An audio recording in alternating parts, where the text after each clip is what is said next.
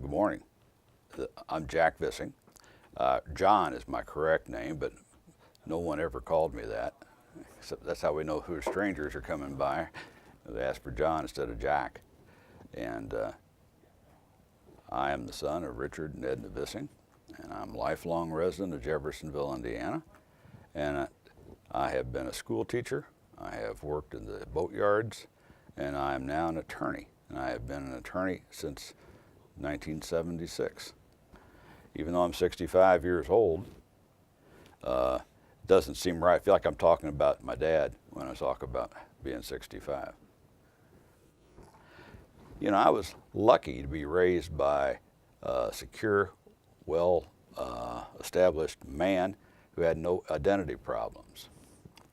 My dad, Richard Vissing, although he served as mayor for 20 years, which is the longest consecutive period of service anybody's ever had in the city of Jeffersonville, and was offered the lieutenant governorship to run during part of that time, began as a mechanic in a family garage here in Jeffersonville.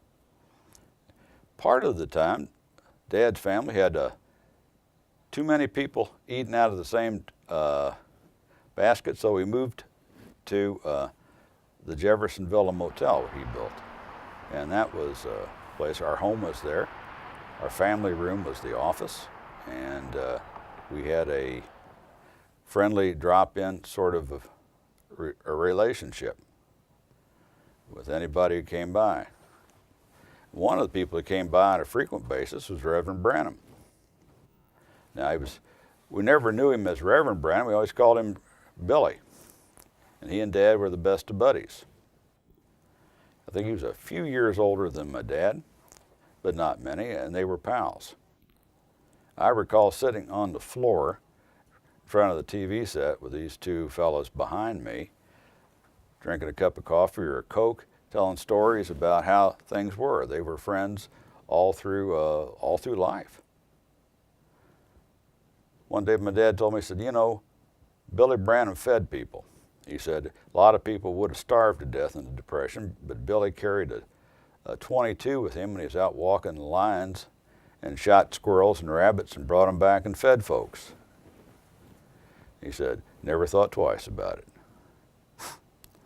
Now, one of the issues you guys brought up to me was the George Rogers Clark Bridge and the fact that people fell and were involved in they're still there, they're inside the pillar.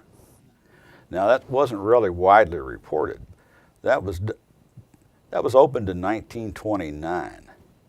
My dad was 14 years old then and had taken a car out of the garage and sat at the line where the ribbon was all night long to be the first one to drive over with his cousin. And he's got a little silver or bronze medallion they were giving away to people on the bridge that day. So that would put that a year and a half, 2 years earlier when they were building that pillar. My grandmother, Maud, and another lady, Dorothy Phillips, were also St. Luke's member, were younger people. Dorothy was about my dad's age and was standing on the bank and told me the story that she watched the scaffolding collapse. And there were people who fell inside the pier, workmen. Now, the cement just kept coming on top of them, and they couldn't stop the pour because it would have to tear the whole pillar down. So those guys are there today. Inside the pillar. Inside the pillar. I guess it was never really widely reported in the news media. But my grandmother assured me that that was true. And I know that Dorothy, who's long since deceased, said she was there and saw it. Now, those are things that nobody really had the instant reporting that we do today, where you're bombarded ad nauseum by interviews and reporters. But I believe that there's absolutely no question in my mind that occurred. Your grandmother. Yes. And this Miss Phillips. Miss Phillips. Mhm. They witnessed. I know Miss Phillips witnessed it because she went on at length with me explaining about how she had seen the scaffolding and seen these people up there, and there was some kind of a contraption where they were pouring a lot of cement inside that pillar. And she said all of a sudden the scaffolding just came apart and men just fell into the pour. And they kept pouring. She doesn't know how many. No, she didn't. She did not recall a count, but it was a number of men, and I don't know. I don't know if anybody there would be any way to recall how many actually went in, but it was more than one or two or three. It was, she was a kid and she was panicked on the side of the river watching that. So, could have been a dozen, could have been more.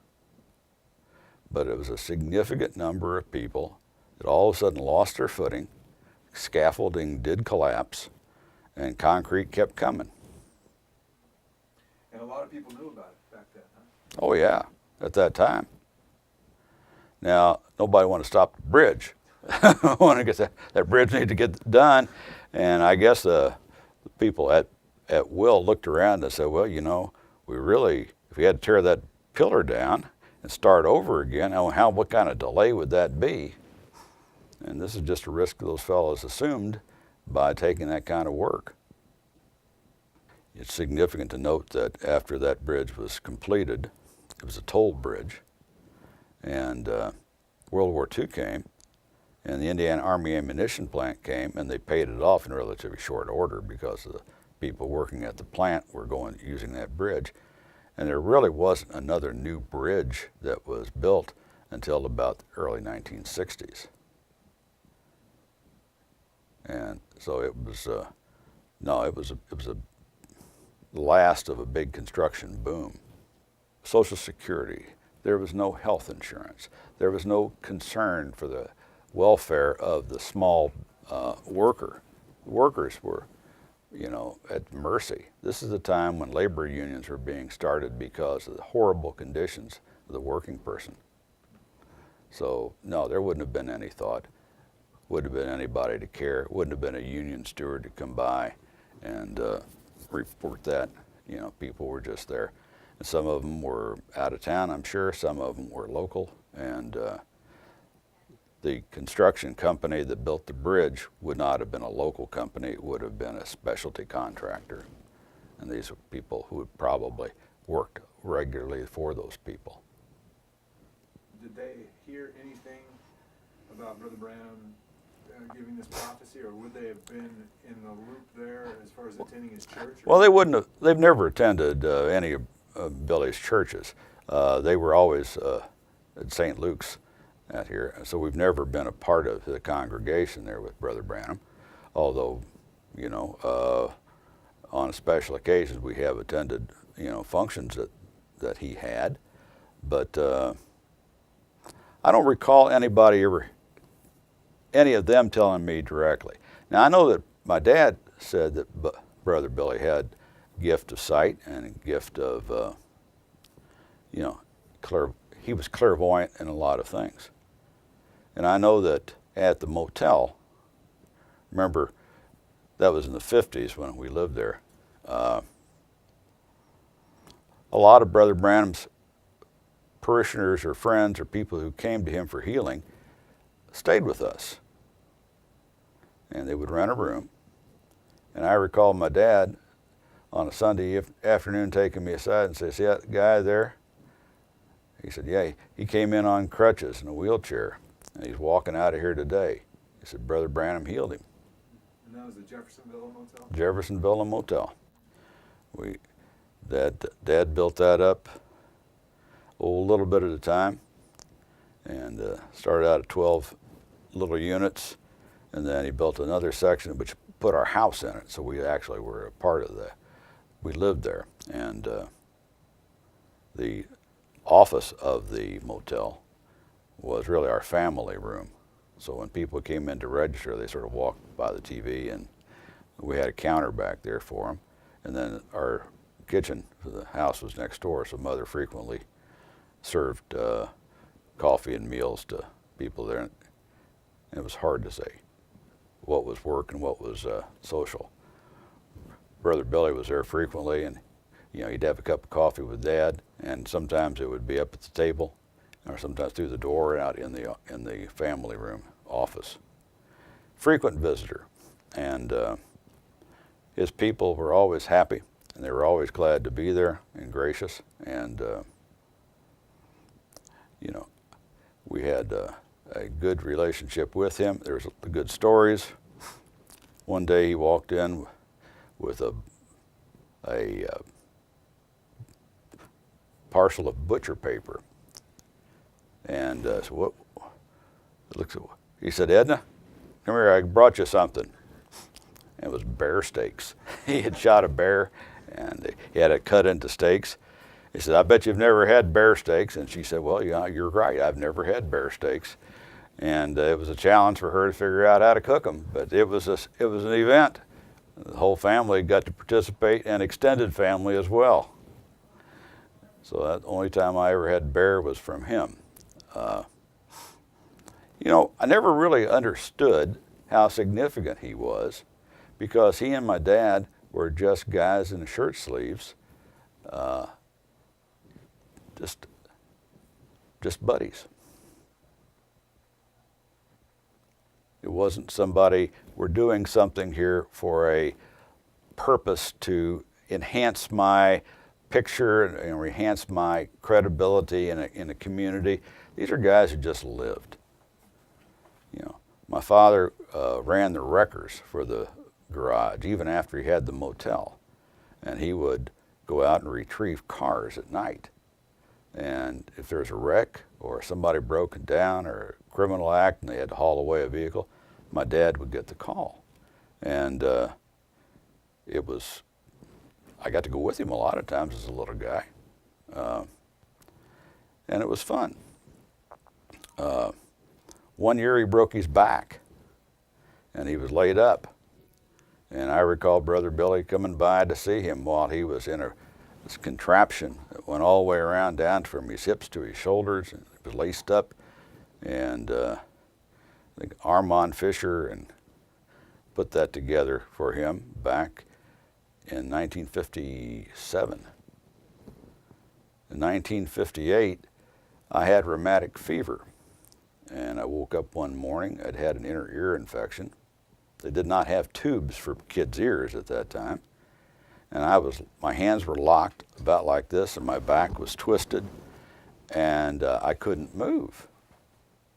And so Mother, of course, was in a panic, and the whole day was spent taking me straight to the doctor, and then straight into St. Edward's Hospital in New Albany, where I spent the next 3 weeks with rheumatic fever. They found out that I had a heart murmur. And they were terrified. They were pretty much concerned that this could be a fatal experience for a 10-year-old. And I recall Brother Billy coming by and seeing me when I got home and said, "Don't worry, you'll be all right." Well, I still have the heart murmur, but here I am. I'm 65 years old. It did not kill me, and it gave my parents great comfort. And I'm not perfect by any stretch of the imagination, but I keep going.